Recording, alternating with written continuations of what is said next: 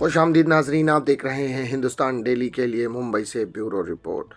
आक्रामक बल्लेबाजी के प्रयास ग्लेन मैक्सवेल के 48 गेंद में नाबाद 104 रन की मदद से ऑस्ट्रेलिया ने बेहद रोमांचक तीसरे टी20 मैच में मंगलवार को भारत को आखिरी गेंद पर 5 विकेट से हराकर 5 मैचों की श्रृंखला में वापसी की।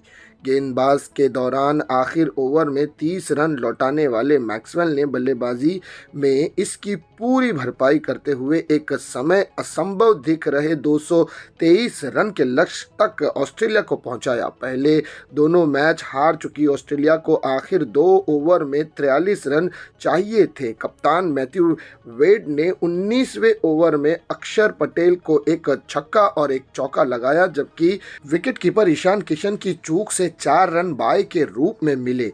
अब आखिर ओवर में 22 रन की जरूरत थी और हाल ही में वनडे विश्व कप में दोहरा शतक जड़कर ऑस्ट्रेलिया को अफगानिस्तान पर ऐसी ही चमत्कारी जीत दिलाने वाले मैक्सवेल ने प्रसिद्ध कृष्णा को तीसरी गेंद पर छक्का और आखिर 3 गेंदों पर चौके जड़ते हुए टीम को 5 विकेट पर 225 रन तक पहुंचा दिया। मैक्सवेल ने 48 गेंद में 8 चौकों और 8 छक्कों की मदद से 104 रन बनाए। उन्होंने अपना शतक 47 गेंद पर पूरा करके ऑस्ट्रेलिया के लिए सबसे तेज टी20 शतक के जोश इंग्लिश और एरन फिंच के रिकॉर्ड की बराबरी की। वेड ने 28 और विश्व कप फाइनल में नायक ट्रिड्स हेड ने 35 रन की पारी खेली। इससे पहले ऋतुराज गायकवाड़ के 57 गेंद में नाबाद 123 रन की मदद से भारत ने 3 विकेट पर 222 रन बनाए थे।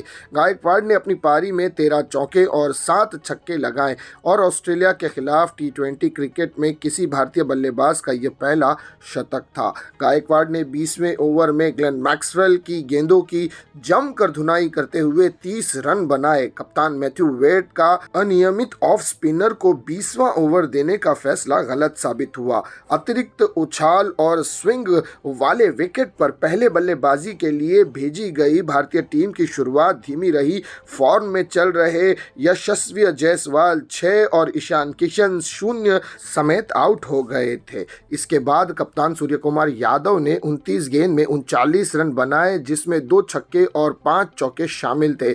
अपना पहला मैच खेल रहे तेज गेंदबाज आयरन हार्डी ने उन्हें पवेलियन भेजा था। नाज़रीन, ये भारत का जो इस वक्त मुकाबला ऑस्ट्रेलिया से चल रहा है, इसमें अभी भी पलड़ा भारत का भारी है।